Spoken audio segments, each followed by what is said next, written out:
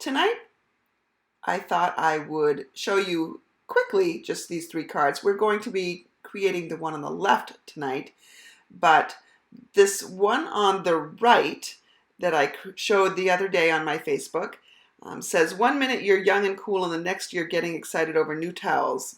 And on the inside, it says happy birthday. So that's one sentiment from Bragworthy that I split apart, and that background was created using the polka dots from the Basic Patterns decorative mask. This card right here was one my sister sent me, and she uses the blending brushes on the top, and she included a note that said that she's still working on that technique. But I think it looks fabulous, so thank you for that. I'm going to take a quick moment to show you how I created the polka dot background on my niece's birthday card. I used three colors: Magenta Madness, which is an in color for 2020 to 2022. That means that it will be going away soon, and so if you loved any of the 2020 to 2022 in colors, you should begin to think about stocking up on cardstock or even ink refills. Now this isn't the ink refill for the Magenta Madness, but this is what an ink refill looks like. And I'm actually going to be holding a class at the end of March or early April that talks about how you can use ink refills. But anyway, get your cardstock and your refills as soon as you can, because once the retiring list hits at the end of March, those start to sell out very quickly. I'm going to bring in my Basic Pattern decorative masks for this project, and this package contains 4 different masks, and if I can get them out of the package. The first pattern that I want to show you is what is probably a leaf pattern, although I suppose if you turn it different angles, you can interpret it however you'd like. That's a leaf pattern, and then we have some winter trees,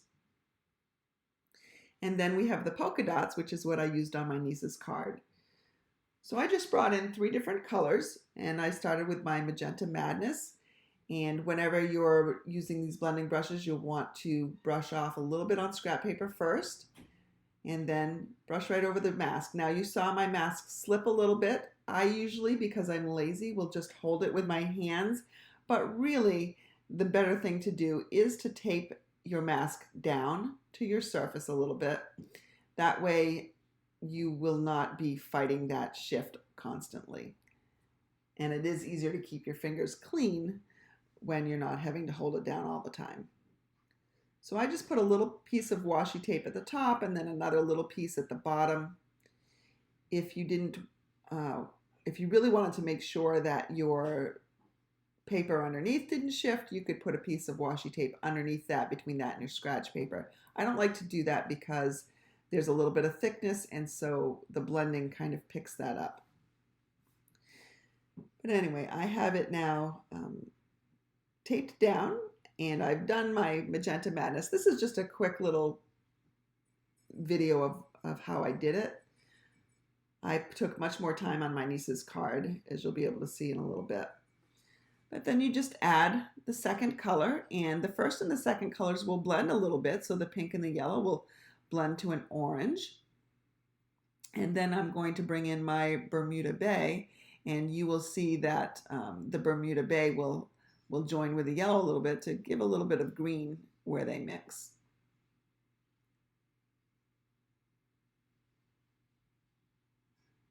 So when I remove the mask, you can see that the edges are a little bit lighter, and you can get whatever look you're going for.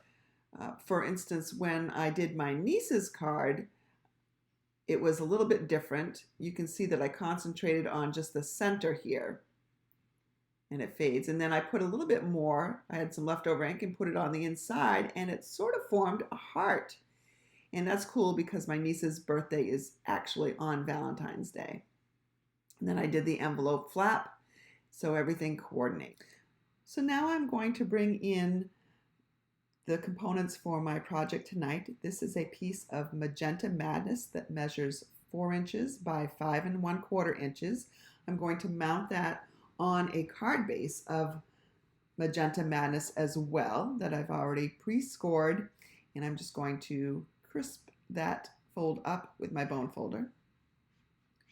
And I'm bringing in this decorative mask, which is the fourth in that particular package, and I love this filigree pattern. I think it's very elegant. I'm going to be using Magenta Madness ink with it onto my Magenta Madness layer. So I have a tone on tone look going on. I'll just position it how I want it to be on my piece of Magenta Madness, and then I will tape down the mask so it doesn't shift on me and I don't have to worry so much about holding everything down. I'm going to take this little piece. If I wanted to, I could take this little piece and put it under the cardstock, but as I mentioned before, I find that tends to leave some hard lines because the blending brush does pick up that thickness. So I really don't worry about it. I just hold it down a little bit with my fingers. I'm inking up. Get a little bit of this excess off first and then just brush lightly over the top of the mask. I'm using some circular motions that will get it in all the little nooks and crannies. And I just keep inking up and applying more ink to the mask. Now you can peek at times when you are doing this to see how it's coming along.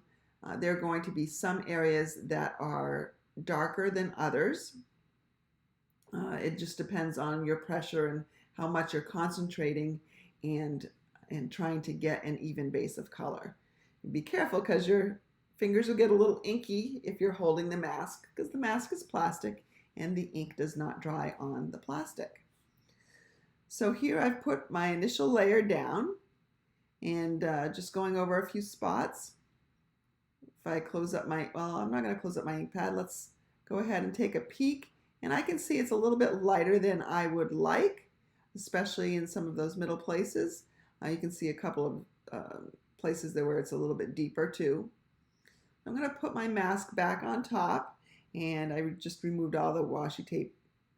I lifted it completely up, and now I'm carefully positioning it back over so it's in the same spot as before.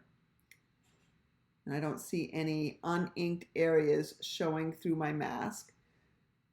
So now I can just take some more ink and go ahead and concentrate on those areas where I wanted it a little bit darker.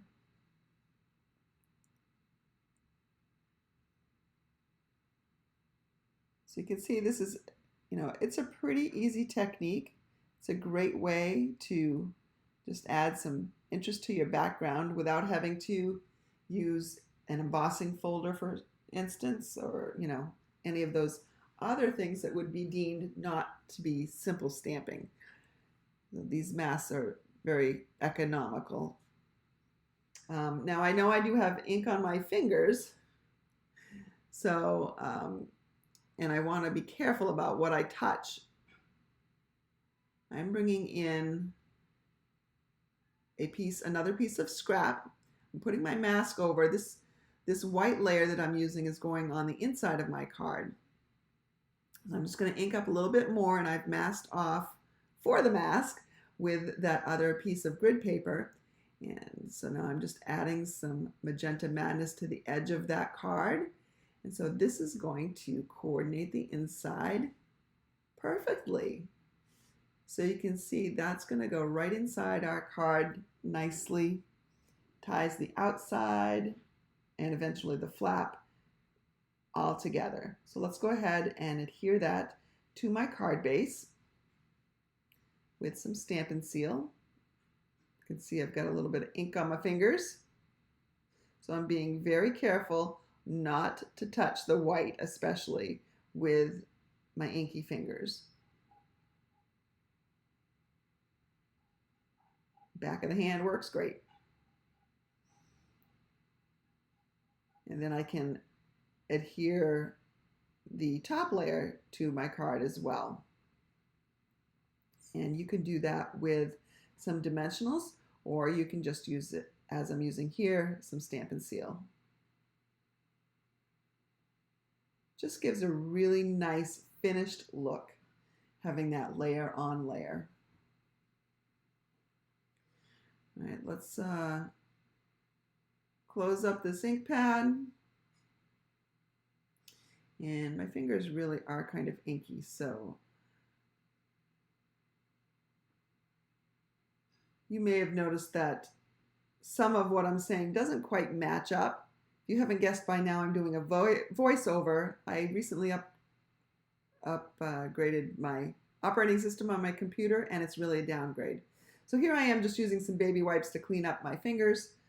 So if you have a Mac, don't upgrade to Monterey just yet, especially if your Mac is older. If you've got one of the new Macs, Monterey is meant for you, but it is not meant for a 2016 Mac.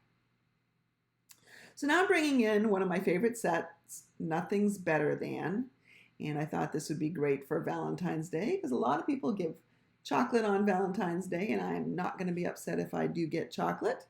However, there's a piece of adhesive sheet that I found, and I'm going to use the chocolate outline and the Love You More Than dies that coordinate with this stamp set. I've already got my stamps mounted. I've got the chocolate outline that I'll be stamping with Early Espresso, and I'm going to be using cinnamon cider for the chocolates themselves. So the Early Espresso is really the outline. And I've done a few of these already so that you wouldn't have to watch me cut out everything from using my Stampin' Cut and Emboss. But I'm going to just show you that I stamped the outline of the chocolates several times. Here I'm only going to do it twice. I had 3 or 4 others already done ahead of time to save time on this video. And then I took my cinnamon cider and I used the chocolate fill. And these don't fill exactly, and they were designed that way. And obviously, trying to work with the camera, it's a little tough, but I do a pretty good job here of filling them the way they're supposed to be filled. And if you're off a little bit, you can even stamp again. And not only do you get to fill a little bit more, but you make it a different color of chocolate. So maybe one's a little bit darker than the other. One's a little bit more milk chocolate. Now I'm going to use this scrap sheet of white also to cut out my sentiment. And because it's just a lot of little thin letters, I don't want to use my liquid glue, so I'm using an adhesive sheet here. Now this is the old style that we used to carry. We no longer carry the Sizzix brand, but because I was recently redoing my stamp room and haven't got it put back together yet, I don't know where my full package is. So that's problematic, but hopefully I will uncover it soon. I'm trying to bring a box up at a time. And so I'm just measuring to see, I'm just cutting this down a little bit so I don't have any waste. You will peel off one side, and actually this one there's a little strip, and then there's the side, and you're going to throw out the side that doesn't have the sticky, which is the side on the right, and the left one is a little sticky, so try not to touch it because you'll get stuck to it. I'm going to now adhere that sticky side to the area where I want to cut out my die cut. So that's going to go right there. I'm going to add my other dies, and just for the sake of not having things shift on me, I'm going to put this down with a little bit of washi tape. I got a little bit of the sticky off to begin with, and then I'm just going to position it the way it looks. These dies are pretty tight, so they do really well. And now I'm going to bring in my Stampin' Cut and Emboss machine. And I know my camera is a little bit too close to my surface, so I apologize that you're not getting the full shot in here. But I've got my layers number 1, 2, and 3 for my plates. Just going to put everything else. Notice I've got it on an angle so that I don't have, a sharp edge, meaning a lot going through the machine to begin with at first. Running it through. Now I can get rid of that machine and the plates.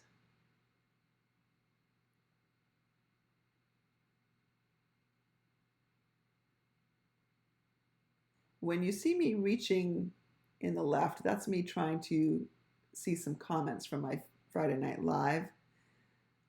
My iPad will turn off the comments regularly, so I have to just refresh it. So these words come out individually, and they now have adhesive on the back, which will make them easy to stick to our project. When you're peeling away the washi tape, you want to be very careful. Go slowly and deliberately so that you don't tear the paper, and especially your stamped image. So I mentioned I had a few other pieces. So there's a few other pieces that I had previously cut out. I'm going to bring my Take Your Pick tool in and just pop out some of those little pieces that stay stuck in the middle.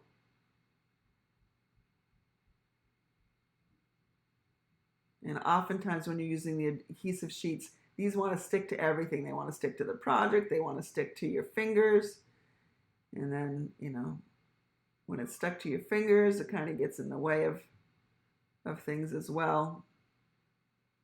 But just try to get those little pieces out.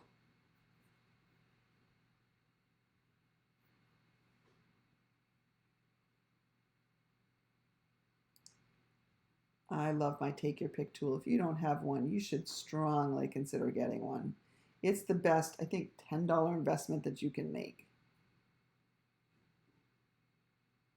So many uses. It's got a spatula end, and it's got a putty end that will help you pick up things. So I'm just getting all these little pieces out of here. Oh, one more. Let's bring back in my card front. And I want to do love you more. You can arrange this however you would like. It doesn't have to look like it looked like on the die. This is how I want mine to look. And I'm going to start with the U, and I'm going to use my Take Your Pick tool to get the backing off of that. I do not have fingernails to speak of, and so I can't do it. So line it up about where you want. That looks pretty good, and then I touch it and then I ruin it again, but that looks pretty good there. See, that's sticky leftover. So I start in the center so that I can make sure it is centered. And so now I'll add the words on either side. Here's the love.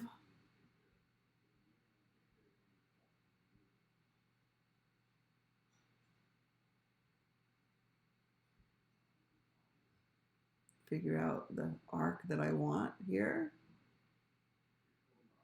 Now it's all adhered down. And then we're going to take the more, remove that backing, and stick that down. And then I've just got the van left. The Take Your Pick tool really does help you get that backing off a lot easier. So now you're going to take your chocolates and just figure out how you want to arrange them. And, it's really up to you. I will be popping one of them up on dimensionals. You can see this one slipped a little bit. That was one of the ones that I cut out earlier, so it's got a little bit more of a white edge, but you can cover that up. You can arrange them however you'd like. Let's try a little bit of a different arrangement. And so, yeah, I think this one's gonna work. So I need to just take some liquid glue and adhere these down.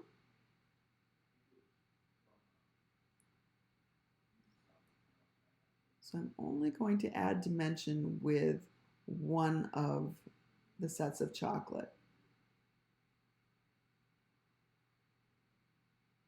Just get those stuck as you'd like them.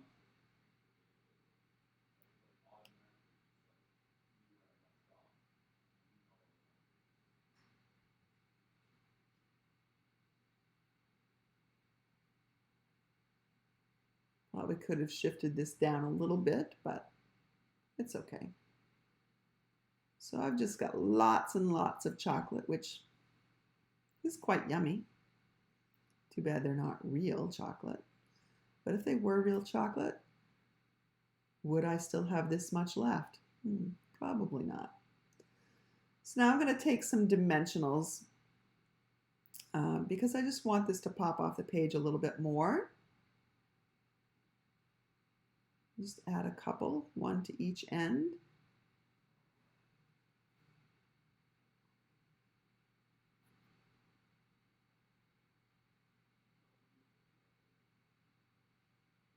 And pop that right up on top.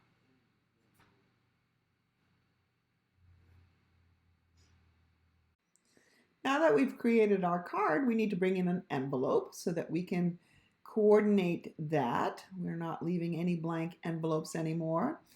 I'm going to bring in a piece of grid sheet and insert that between the flap and the back of the envelope. We're going to be inking the same design that we put on the inside of our card and the outside of our card.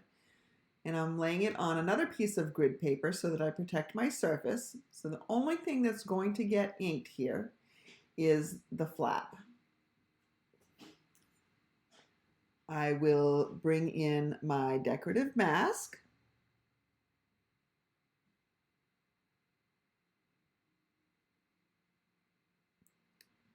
And I don't really need the tape down, but you can see this tape is still stuck there, so might as well use it. Bring in my magenta madness.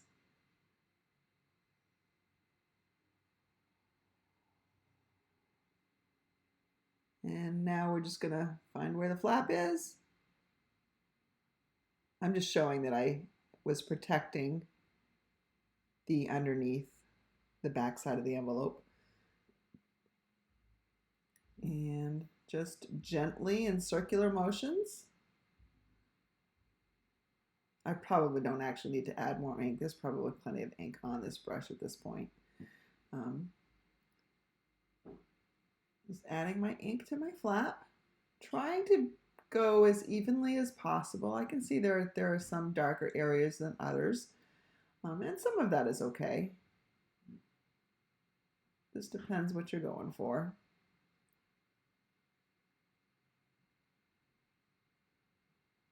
This is a really simple way to add interest to any envelope without extra supplies or needing to adhere anything onto the envelope.